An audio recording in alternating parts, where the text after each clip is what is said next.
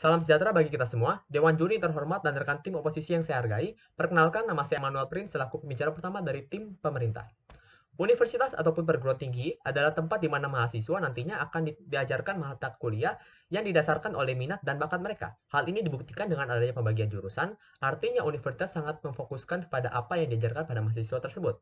Demi mencapai ilmu yang diminati dan diajarkan oleh kepada mahasiswa dapat sinkron terhadap cita-cita dan juga tujuan hidup mahasiswa. Namun yang terjadi pada saat ini adalah sistem penerimaan mahasiswa baru hanya didasarkan oleh hasil nilai pembelajaran siswa di sekolah maupun tes akademik untuk masuk perguruan tinggi. Seperti adanya SBMPTN yang berdasarkan nilai rapor siswa, SNMPTN yang berdasarkan hasil tes siswa, dan juga jalur prestasi. Hal ini bermasalah sebab kriteria atau dasar penyeleksian mahasiswa baru didasarkan oleh suatu aspek yang bagi kami sangatlah tidak tepat.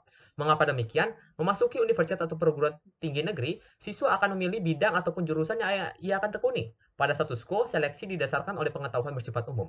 Ini sangat tidak tepat mengingat universitas atau perguruan tinggi merupakan lembaga pendidikan yang menjurus pada suatu bidang, seperti bidang bisnis, hukum, kesehatan, pertanian, informatika, dan lain sebagainya, yang merupakan jurusan yang dimiliki oleh universitas tersebut.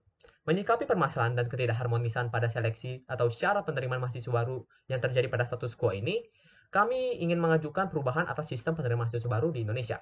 Kami ingin mengajukan bahwa penerimaan mahasiswa baru hanya didasarkan oleh tes talenta bawaan dan bukan pada hasil nilai atau tes akademik yang terjadi pada status quo.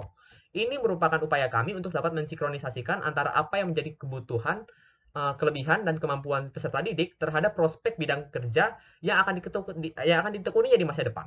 Universitas sebagai jembatan akan hal tersebut memiliki peran penting agar proses belajar mengajar dapat berjalan optimal karena pembelajaran yang diterima oleh mahasiswa tersebut dapat sesuai dengan kompetensi dan juga keinginannya. Perlu diketahui bersama bahwa tes talenta bawaan adalah parameter yang kami gunakan untuk menyeleksi siswa masuk kepada perguruan tinggi. Hal ini didasarkan oleh pada potensi individu. Tes talenta bawaan akan menilai siswa dan juga mampu mengidentifikasi potensi, talenta, dan juga minat dari siswa itu sendiri.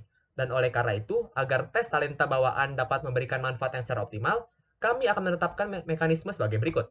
Yang pertama adalah, kami akan menghapus segala bentuk seleksi penerimaan mahasiswa baru dan menggantikannya dengan tes talenta bawaan. Yang kedua adalah, pemerintah bersama universitas dan para akademisi akan menentukan teknis dari pelaksanaan tes talenta bawaan seperti standarnya, kriteria, ataupun syarat penilaiannya. Yang terakhir adalah keberhasilan siswa untuk dapat masuk ke universitas dan jurusan yang ia akan pilih akan ditentukan dan dicocokkan antara minat calon mahasiswa terhadap syarat yang ditentukan oleh universitas.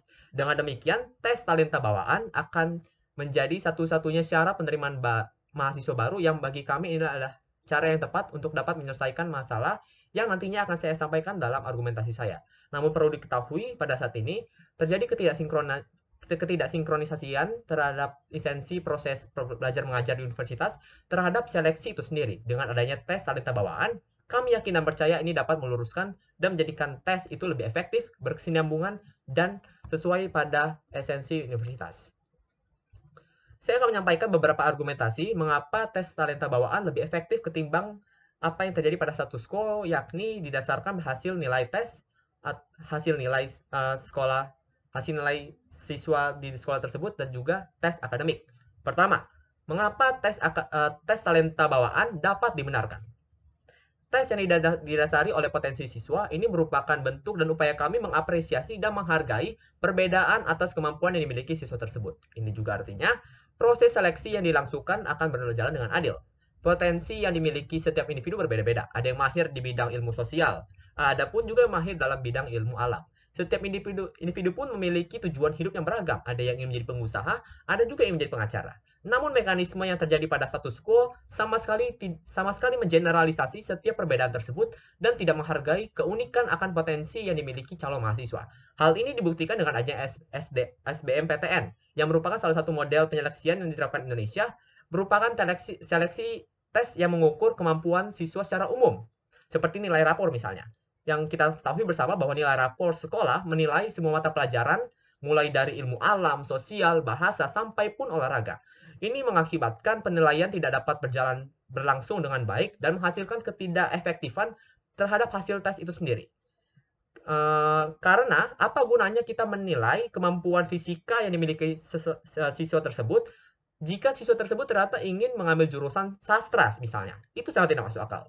Oleh karena itu, tes talenta bawaan yang kami ajukan jauh lebih tepat, efektif, dan bermanfaat daripada yang terjadi pada status quo.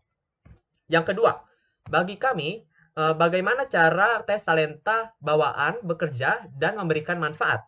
Seperti mekanisme yang saya sebutkan sebelumnya, kami akan mengubah sistem seleksi yang ada dalam status quo menjadi hanya berdasarkan tes talenta bawaan, seperti SBMPTN, SNMPTN, jalur prestasi, dan lain sebagainya akan kami ganti.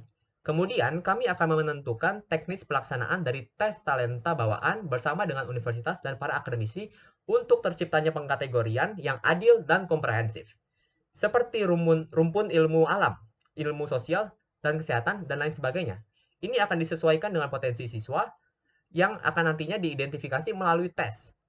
Terakhir, untuk menentukan siswa tersebut berhasil atau tidak masuk pada universitas impiannya, indikator keberhasilan akan disesuaikan oleh syarat yang ditentukan oleh setiap universitas. Misalnya, untuk masuk perguruan tinggi atau pendidikan tinggi berada dalam ruang lingkup ilmu terapan misalnya, seperti ambil contoh Institut Teknologi Bandung, hanya akan menerima calon mahasiswa yang memiliki potensi pada ilmu fisika, teknik, informatika, dan sejenisnya. Begitupun pada bidang lainnya. Dengan demikian, kita mampu menyesuaikan apa yang menjadi ketertarikan dan potensi siswa terhadap universitas yang ia tuju. Selain itu, sistem seleksi yang kami ajukan memiliki banyak manfaat terlebih bagi mahasiswa itu sendiri. Dengan demikian, akan terjadi proses pembelajaran yang lebih optimal. Artinya, karena pada dasarnya, agar tercipta sebuah proses belajar mengajar yang optimal, kita harus memastikan bahwa tidak ada istilah salah masuk jurusan. Dengan kata lain, kita harus memastikan mahasiswa mencintai pelajaran yang ia terima dengan diterapkan dengan informasi atau pengetahuan yang akan diberikan oleh dosennya. Kemudian untuk kualitas seleksinya pun akan efektif karena tidak akan ada bentuk kecurangan seperti masuk pada saat di status quo yang seperti ada penggunaan joki ataupun menyuap pihak kampus, itu tidak akan terjadi di sisi kami. Dengan demikian kita mampu menciptakan sumber daya manusia Indonesia yang berkompeten di bidangnya melalui diimplementasikannya tes talenta bawaan sebagai standar seleksi penerimaan mahasiswa baru Indonesia. Sekian dan terima kasih.